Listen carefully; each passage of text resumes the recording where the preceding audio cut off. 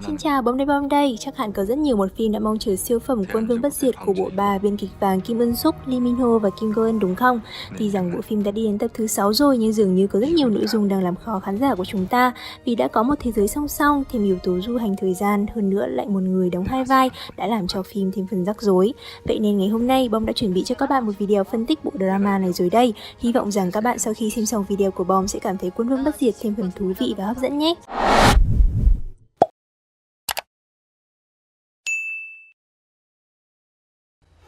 Điều đầu tiên chúng ta cần phải biết đó chính là bối cảnh của bộ phim tồn tại hai thế giới. Một là nơi chúng ta đang sinh sống, Đại Hàn Dân Quốc, và hai là thế giới song song với nó, Đại Hàn Đế Quốc. Từ tập thứ 2 thì nhân vật Icon đã tiết lộ rằng lịch sử của hai thế giới khác nhau từ thời Thế tử Sohyeon của Hàn Quốc. Thế tử Sohyeon ở thời đại vua Choson sau thời gian bị bắt làm con tin tại nhà Thanh, Trung Quốc đã trở về cố hương với mục đích xây dựng một tân Triều Tiên nhưng cuối cùng lại rơi vào cái chết bí ẩn. Mà ở thế giới Đại Hàn Đế Quốc nơi Icon sinh sống, Thế tử Sohyeon không chết, ông đã trở thành vua của một nước quân chủ lập hiến. Không có lịch sử thống trị của thực dân Nhật hay chiến tranh Triều Tiên, quốc gia này xây dựng thể chế phát triển ổn định lâu dài. Họ trở thành đất nước lớn mạnh cung cấp nguyên liệu chất bán dẫn cho toàn thế giới với tổng sản phẩm nội địa GDP cao thứ tư toàn cầu. Vậy nhưng không có nghĩa là hoàn toàn không có xung đột gì với Nhật Bản đâu nha. Vì ở tập 6 chúng mình có thể thấy được những cảnh xung đột. Triều đình quyết định rời hoàng cung từ Seoul về Busan nhằm kiềm chế chiến tranh với Nhật Bản. Tượng đồng của đô đốc Lee Sun-shin vốn nằm ở quảng trường Gwanghwamun ở Seoul cũng được rời về sát ven biển của Busan. Dù rằng trục thời gian của cả hai thế giới như nhau, nhưng do có sự trao đổi qua lại giữa hai thế giới cũng như dòng thời gian có xáo trộn, thêm nữa lại có quá nhiều những nhân vật đóng hai vai nên nội dung câu chuyện thực sự có chút khó hiểu.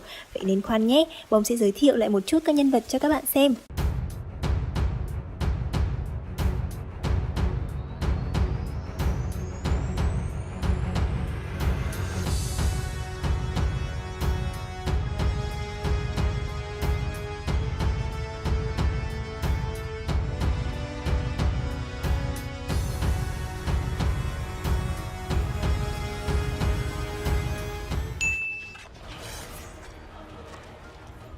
Mùa đông năm 1994 tại Đại Hàn Đế Quốc, Irim đã sát hại người anh em cùng cha khác mẹ Iho nhằm chiếm giữ cây sáo vạn ba tức địch. Vậy nhưng thế tử nhỏ tuổi Igon khi đó đã dùng dao chặt đứt một nửa cây sáo, khiến cho Irim và Igon mỗi người chỉ có thể nắm giữ một nửa mà thôi. Vạn ba tức địch là cây sáo có từ thời Tam Quốc, là cây sáo cổ được vua Munmu nhận từ thần biển, mang theo truyền thuyết có khả năng giải quyết tất cả mọi vấn đề và mối lo âu của quốc gia. Vạn ba tức địch trong Quân Vương Bất Diệt chính là thần vật mang theo sức mạnh huyền bí của thế giới song hành. Một nửa cây sáo Igon lấy làm tay nắm cầm của roi da, nửa còn lại Irim sở hữu làm tay cầm của gậy trượng. Dù bị hạn chế sức mạnh vì chỉ sở hữu một nửa cây sáo, nhưng họ vẫn có thể đi lại giữa hai thế giới song hành. Khi hai cánh cửa không gian mở ra, thời gian sẽ ngừng lại trong giây lát. Khoảnh khắc này chỉ có Irim và Igon mới có thể cảm nhận được, nhưng khả năng di chuyển không gian giữa hai thế giới cũng đem lại những tác hại nhất định.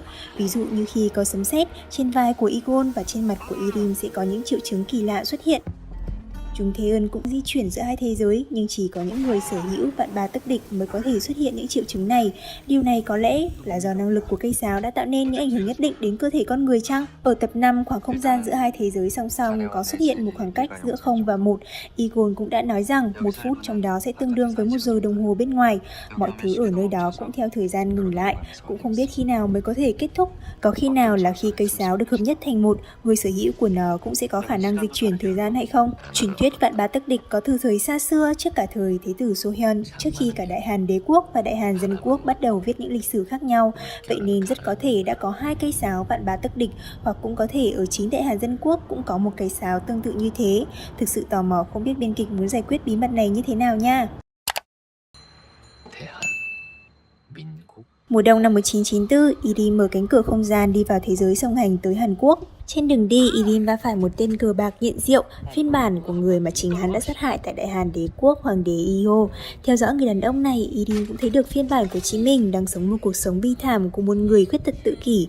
Irim đã giết chết chính mình và sát hại cả đứa trẻ chứng kiến thảm sát Lee Ji-hun, nhân vật tương ứng của Icon. Irim đã mang theo thi thể của người đàn ông về lại Đại Hàn Đế Quốc, đeo chiếc nhẫn của mình vào tay thi thể và giả vờ như bản thân thực sự đã chết. Mặc dù kết quả giám định DNA trùng khớp với Irim, nhưng Lee Jong-in và No Sang-gung Cung đều biết không phải là hắn. Vậy nhưng Lee Jong-in vẫn viết giấy báo tử và thông báo với Hoàng Triều rằng Irim đã bị sát hại. Đó là ngày 27 tháng 6 năm 1995, cách ngày Irim lần đầu tiên đến Hàn Quốc 6 tháng. Trong khoảng thời gian này, Irim đã làm những gì thì drama vẫn chưa tiết lộ cho chúng mình biết đâu. Thuộc hạ Yoo Kyung-moo của Irim sau khi đọc được thông cáo cũng đinh ninh rằng Irim đã chết.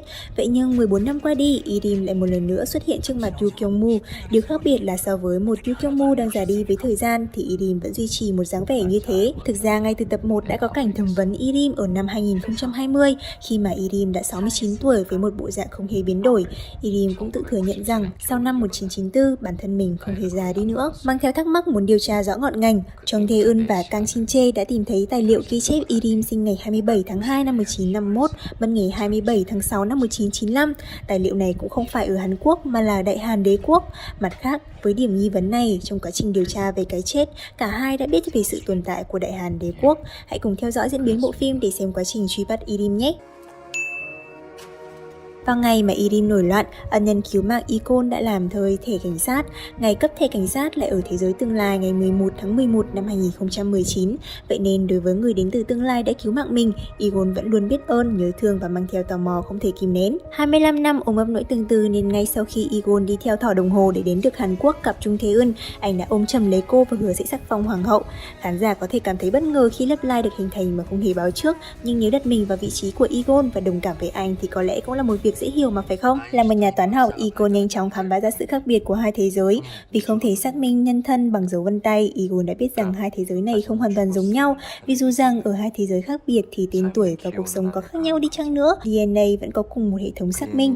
Icon không thể xác minh được thân phận của mình ở Hàn Quốc là vì anh đã bị giết khi còn nhỏ. Jong Tae-eun chắc chắn không thể xác minh được thân phận ở Đại Hàn Đế quốc vì nhân vật tương ứng của cô ở thế giới này, Luna, có cuộc sống như một hồn ma.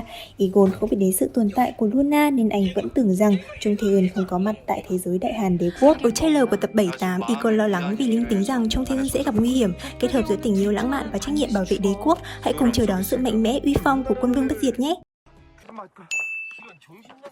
Cảnh xuất hiện đầu tiên của nữ chính là khi cô đang ngụy trang để truy bắt tên tội phạm đánh bạc bất hợp pháp Kim Bok-man.